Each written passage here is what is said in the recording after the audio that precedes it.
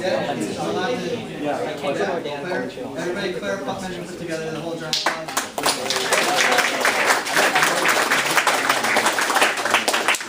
I'm not sure if you guys know this, but every Thursday morning at 7:30 in the morning here at Pingree, every day that there is school, students gather in this room to talk about science for no credit and for no apparent reason. But for all that come, and everybody's welcome, that means you can come back. That means if there's a 7th grader and they want to learn about science, they can come too.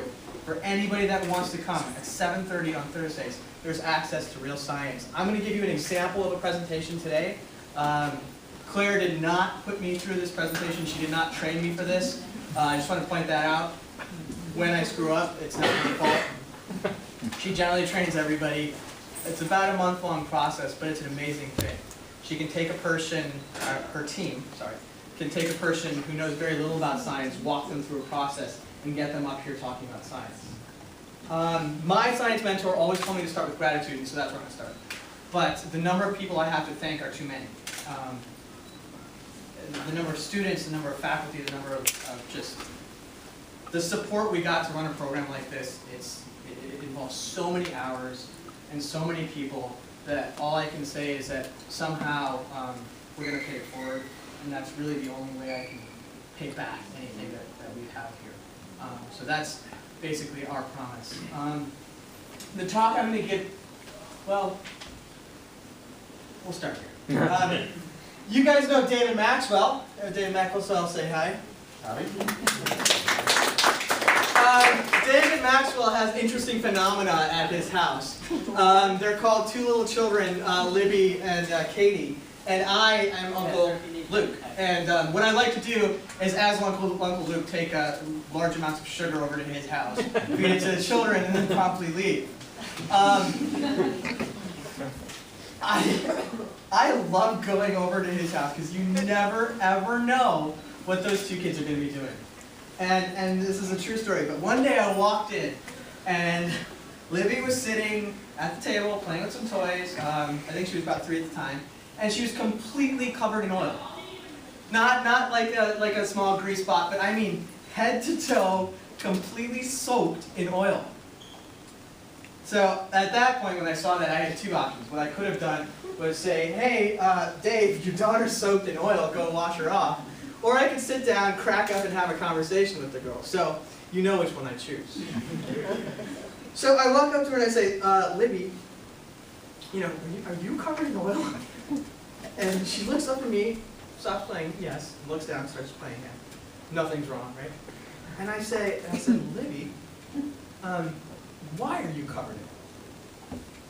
And she said that when I get dirty, when I get dirt on my clothes, I go to the bathroom, my mom grabs a bottle off the sink, and she cleans me with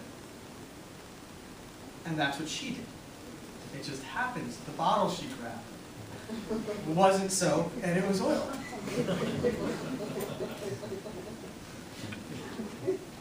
That story kind of highlights an interesting idea, though. There's different ways to fix problems. One of them is to look at the underlying mechanism, to see why things are happening. The other one is the quick fix. We could have taken Libby and just thrown her in the shower, turned the shower on, and she would have been fine. Right? Until the next time she got dirty. There are problems out there, there are huge problems out there that kind of reflect that kind of thing. And one of them is in schools. There's kids who just, you try and you try and you try to teach them, and they don't seem to learn. And to many times then we say, try harder, pay attention. Why can't you pay attention? Sit in your seat, be calm. There are prison systems that are overloaded with people, and to them we say, once, that's your mistake. Twice, you're in really big trouble. 3 times, you're out. There's obesity, and to people that are obese, oftentimes we think, why don't you just stop eating? Why don't you just try diet and exercise? Why doesn't that work? And then, of course, one of the biggest problems that is coming up now is that of addiction. And to them we say, oh, just say no. I think with many of these problems, what we're doing is addressing the symptoms. but that's not going to do any good. What we need is a team of people, an entire generation of people dedicated to looking at the reasons that these things happen. We need researchers. I'm going to explain a little to you about addiction and talk less about the others, but hopefully what I talk to you about will shed some light on behaviors that you see in some people in addiction. So there's a lot of things about addiction that are interesting, but one of them, I was told by the person that taught me that if I didn't say this, she would recall all the information she'd ever given me. I don't know what that would look like, but she's a frightening woman, and I believe her. But she said that if I had to refer to addiction as a disease and make clear the point that once a brain is in an addicted state, it does not return. There is no rehabilitation for an addicted brain. It remains in the disease state, and you must treat it as such. So, what percent of the population are we talking about? If you look at the left here on these graphs, the blues, you'll see two groups of people. You'll see the people that have never used alcohol or have not used alcohol in the last year, that's adults, and people that have not used illicit drugs. On the right, you'll see populations yellow and red, people that did. The interesting thing is the two different populations that you see here. In alcohol, 43% of the population picked up a drink. 6% never put it down. In illicit drugs, the numbers are smaller, but the same idea. Approximately 13% of the population last year of adults used an illicit drug, about 3% didn't put it down. Now, the question is why? Why? What is it about the person or the drug that generates the difference in those two populations? Why can a person pick up a drug and then, despite severe negative consequences, severe negative consequences, not put it down?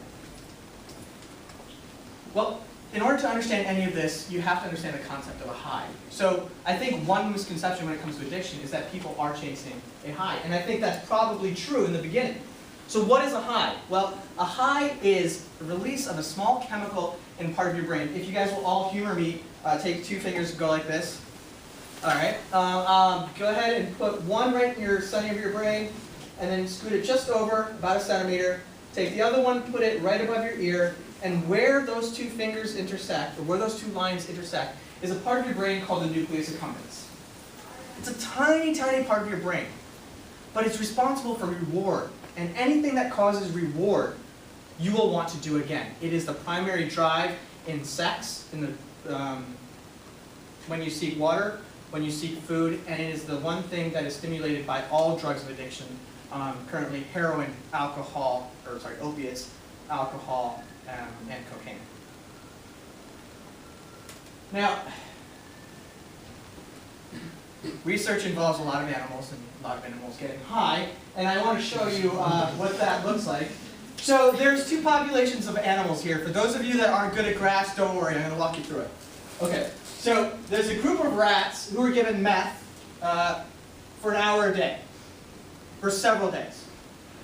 And you can see every day they used about the same amount of meth. Now, they could have stopped. They did not use as much meth as they possibly could. They could have used more. Another group had meth for 6 hours a day. And what you see there is a completely different pattern. You see an increase in the amount of meth that the rats given 6 hours a day are using. Question again, why? What's the difference? Well, we know there's a time difference, but what is happening? What is generating the difference in that behavior? When a person is in the pre-disease state of addiction, they start using more and more drugs. And the question there becomes, what are they doing? Are they chasing a higher high? Have they tasted something that they really, really like that piece of red velvet cake? And is it just that they want more of it? There's another experiment that you can do that kind of helps to answer this question. It's called the ICSS. Now, imagine that there's an amount of reward that you would have to feel in order to do something over and over again. Imagine that I could stimulate that amount of reward with electricity. So I hook up very, very small electrodes to your nucleus accumbens, and I shock that area. And if I shock that area enough, I can get you to do things over and over and over again. So, if a drug is very addictive, then I would have to apply very little shock to get you to do something over and over again. If a drug is very slightly addictive, then I would have to apply a great amount of shock in order to generate that addiction behavior more and more. The drug here is heroin. The experiment is similar to the one you just saw. The animals were given access to the drug for 6 hours a day, every day, ad lib, which means they could use it as they wanted. And what happened was that there was a rise in the amount of electricity needed to stimulate that addiction behavior. What that means is that over time, the amount of heroin providing reward, or sorry, the reward that heroin was providing, decreased over time. There was tolerance. And what that generates is behavior in which an addict or a person in active addiction uses more drug. And the question becomes, again, or sorry, not the question, but the statement then becomes, when you're using the drug, you're not going for a higher high. More of the drug after time causes the same high. There's a little more to the story than that. This is alcohol, or sorry, morphine. And what we've done here, or not we did, I didn't do this, is they've again planted electrodes into the nucleus accumbens to a specific neuron. And what they can measure is the amount of firing in that neuron. Now, people often think that reward is something that you only experience with drugs, but it's not. It's something that happens all the time to you. You are constantly experiencing reward. It's what allows you to get out of bed in the morning, and it's what allows you to do things. You have almost all experienced a condition in which you can't feel reward. It's called anhedonia. That's when you do something that you really, really, really like to do, and nothing seems to make you feel good. Who's been there? Don't raise your hand. Just think. Right? It kind of happens after traumatic events, after a breakup. But the amount of reward you feel from something that normally gives you reward, you don't get. This is the amount of activity in a normal nucleus accumbens. This is the amount of activity in a nucleus accumbens in a rat that is in protracted withdrawal. This rat is not trying to get high. This rat is trying to get warm.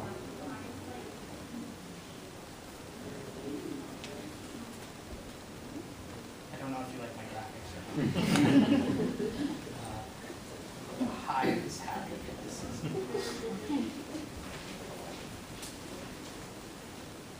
Addiction is ridiculously fascinating because it hits on one of the primary ideas, the core ideas, the thing that makes us human. How much of our behavior is our fault? There's a concept in addiction called incentive salience. And that's simply that you have like an order in which you do things. The most important thing to most of us is the preservation of our own life. Maybe followed by the will to drink water or the will to breathe, followed by maybe the will to protect our children or family members. The thing about addiction that makes it so crazy is that that hierarchy changes. And that a person will go and seek addictive, will engage in drug-using behavior despite, again, severe negative consequences. And we're not talking about a slap on the wrist here, right? We are talking about losing your children, losing your freedom, and risking your life. The model in which a person in active addiction is seeking a reward doesn't quite make sense if there's a huge obstacle in between them and the reward. If I said, there's a cookie, I'm going to send you to jail if you get that cookie, most of you are not going to go for that cookie. Well, most. There were some really good cookies in my office. Thank you, Mrs. Stein, wherever you are. She's not here anymore. It turns out that there's a whole other system involved in addiction. And it may be evolutionarily something that keeps us from getting addicted. The difference between sex, water, and food, cocaine, is the amount of activation that you have in the nucleus accumbens. If you have too much activation in the nucleus accumbens, what happens is a negative behavioral system kicks in. It's called anxiety. Now, you guys have all felt this too. This is the feeling you get right before a test that you haven't studied for. I know everybody has felt that. Maybe not your show. Maybe not. But everybody has felt that, right? That kind of, like, you know something bad is about to happen. Imagine that system activated all the time. All the time. Not for those 5 minutes before the quiz, but all the time. This is another experiment, and what they did in this experiment was block the stress system. If the stress system in a rat plays a role in how much drug it uses, then by blocking that stress system, by blocking the amount of stress that a rat feels, what you should see is a decrease in the amount of drugs that a rat uses. Let me go through that again. If stress is leading to drug use, then reduction of stress should lead to less drug use. And that's what you see. Here you have an addicted rat, and this is the amount of stress blocker given. And as you can see, as stress is blocked, the amount of drug decreases. And in this case, the drug is alcohol. Now, all drugs work a little bit differently, but they all work on the nucleus accumbens. I'm not suggesting they're all the same, but they all bear this pattern: tolerance, anhedonia, and stress. What I'm suggesting to you is a new model. Maybe in the disease state, a person is not seeking reward as much as they are fleeing their hell. I don't know exactly what you would describe it, but it's powerful enough that it forces people to risk losing their children, losing their freedom, and losing their lives. The final piece of addiction that I think is interesting is part that involves the prefrontal cortex. And the reason I think it's interesting is because most of the kids here do not have one. The prefrontal cortex is part of your conscience, and it's what says no. Now, you guys have all felt like, ooh, what if that guy just made me so angry, I'm just going to deck him. And then you have that part of your brain that says, no, don't, right? It turns out in addiction that that part of the brain becomes damaged. And it's also found that in many people involved in addiction, that part of the brain was already damaged. What you go to is a negative idea, an impulse. And what you lack is the thing that says no.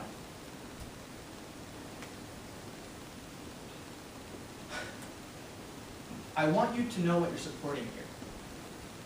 What you're supporting here today is an idea that we go back and we look at these models again. And we look at the data that generated the models. Because the diseases are going to change. Cancer, addiction, those names are going to change. But how we solve them is not. The real skill is student-driven. It is looking at research. And it is spreading the information that you get once you learn from that research.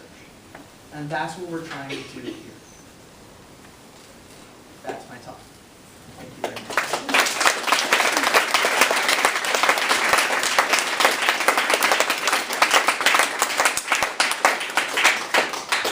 There are many people on the team that I work on. There are teachers, there are students, and there are parents. I want to give the other teachers that work with me hand in hand a chance to say thank you and to close this thing out. So, David Maxwell. I suspect, honestly, that one of the reasons he wanted me to come was so that he could make jokes about my daughter. But if you look at that, there is a research model where you let the child figure out the problem and answer on her own. So we're just doing the same thing here. But I want to thank you all, first off, everybody for coming.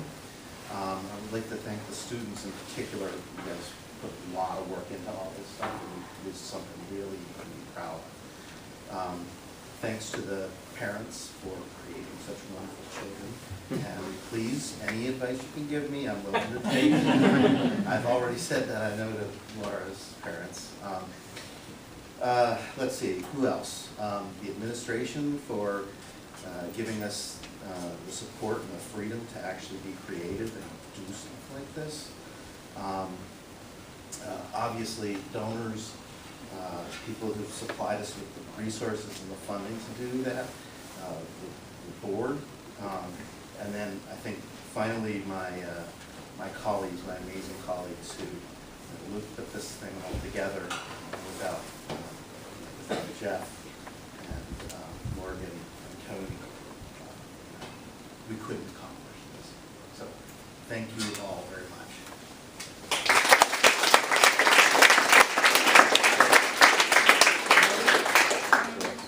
Dr. DeCilio, one of the newest people to join our team.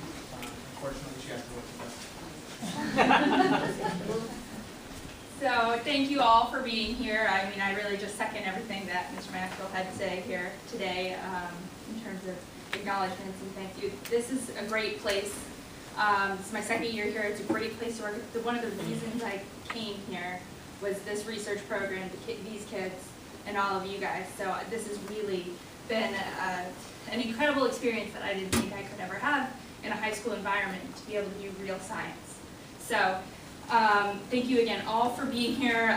Great job to the kids. Amazing. You guys pulled it off. So thank you.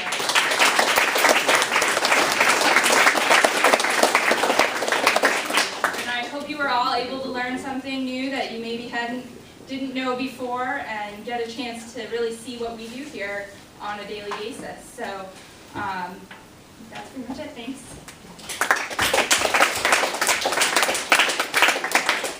Guys, have a great day.